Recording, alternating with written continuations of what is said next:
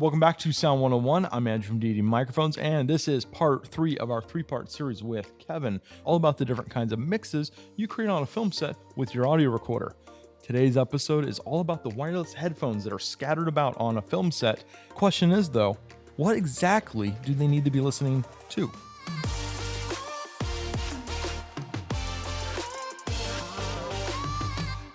Everything going over in this episode is all going to be talking about the kind of audio that we send from something like this, a CommTech, to a receiver over there that could be worn by anyone on set. For a lot of this video, we're going to call them clients because as a sound mixer, you're providing a service. You give a service that they either like or don't like because they hire you as a freelancer, right? Yep. So Kevin, let's actually just break it on down. Who on set usually has wireless headphones? One of the most important people, the director, script supervisor specifically, they will have a pair. And then anybody else who just generally wants it. Yeah. Clients, producers, associate producers that are on set for the day. Of course, executives that have come in if it's a commercial shoot. I've seen photos of like 75 headsets set out on tables, right? Like it gets big. It gets crazy. It gets crazy. Now the question is though, what do they need to listen to? Well, that's when it comes to determination. You have to determine what your production requires. Like you need to talk to your client, you need to talk to who's hiring you, what they need, what they want, and then you discuss with them what you can give or what you're willing to give. Absolutely. And I think that's what makes a client happy the most is communication. They want to know and feel confident in your abilities to deliver good sound. Yes. And stuff like this, like, hey, what do you want to listen to in your mix? Asking their question, all of a sudden they feel involved and they also feel like, hey, you've done this enough to know to ask. Personally, I like to let them listen to the boom primarily because the boom is always going to be my first go-to. That's what I feel sounds the best. If it is a situation where I can't get in there with the boom, I will most likely switch it to the lavaliers, but pretty much about 95% of the time, I'm always sending boom because that sounds the best and I want them to know that I'm getting the best without trying to go into technical details of how sound editing works. Absolutely. I mean, they can start hearing some weird things like phasing of two different lavaliers that you're like, well, we'll fix that in post. Or they're hearing a hiccup with one of the lavaliers, but you know, and I know because that actor isn't even on the set yet, we don't care about that hiccup. So preferences aside as to like, are we sending lavs and booms and all that kind of stuff? Is there hard, fast rules as to how we send something to a client? There should be. One rule that I like to follow is sending everything post-fader listen to clients or to anybody outside of the sound department. For example, if you're in between takes, you do not want your clients hearing the personal conversation of the actors. They may say something that's unfavorable and it just won't go that well. So yeah, it's a great way to avoid a hot mic situation. Maybe especially on commercials where you have a directing by community. Because they didn't step in and take the fucking bags. They didn't take the bags when they're supposed to take them. In the right fucking place, they would take the bags, but you can't seem to hit your fucking mark. Too many cooks in the kitchen can cause actors and actresses to sit there and feel like they're not truly being directed to do their best performance. And again, hot mic situation can occur, but if you follow Kevin's rule, we can avoid all that. Now, is there any other hard, fast rules we should consider?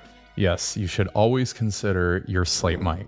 Having your slate mic open to clients when you're trying to talk to your boom op, they will hear that conversation and you don't necessarily want them to hear that. We're not even talking about derogatory things. No, I'm not talking about... It literally could be just super technical stuff that could cause them to sit there and worry, even though what you're saying to your boom op is like confidence. So just make sure that your slate mic is only routed towards your boom op or anybody else in your department.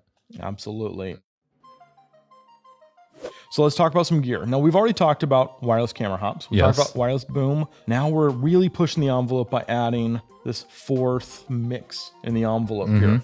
Of these recorders up here, how are we going to do that sometimes? I mean, or is it even possible with something like this? In that form factor, no, you will not be able to set up any individualized mixes to different departments, different people. With that, a handy recorder like that, it's the same mix for everybody, including yourself. We've talked about how there are ways with menus and certain splitters and accessories, you can push the envelopes of this little guy but they only push so far. Once you hit the max range of what this offers you in the world of TV and film, at least, you can't grow anymore. MixPre 3 is the next one up. Let's talk about, is the MixPre series, or in this case, if we had one, a Zoom F4, would that still be an option? It only has 4 isolated outputs, including your headphones.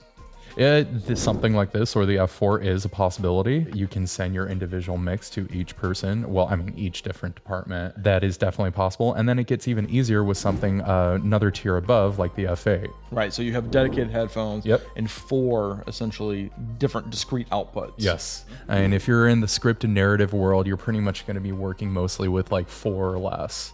Yeah. 4 or less different mixes. Yes. Right.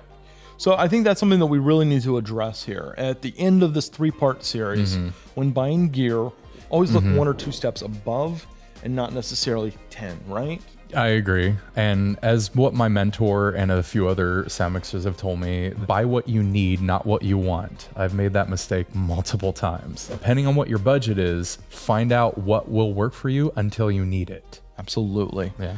So if you've taken anything away from this 3-part series, it is that you should probably talk to every single department that would potentially touch and interact with the sound on set, as well as what it's going to sound like in post-production. Thank you guys for sticking with us. If you like this kind of content, don't forget to like, follow, and subscribe on all of our social media platforms. And here on YouTube, totally go and hit that bell for notifications so you can find out when we post up new content. Kevin, where can they find you on all the social media platforms? Well, first and foremost, find me on my website. It's www.getchessound.net, or you can find me on my Instagram, which is kevin.j.getches. Look me up. There you go. Go follow him. He is doing some really cool stuff. You're going to learn more just by following him, because that's what I do, and you should do it too. This episode was brought to you guys by comments down in the comment section below. If you like an idea, you got a concept, you got a question, you got a problem on your film set that you don't know how to solve, drop it down there and maybe you'll get selected for another video coming up. We're really thankful for you guys out there. So, of course, we want to hear from you. Thank you guys for watching. I'm Andrew from DD Microphones. That's one more video done.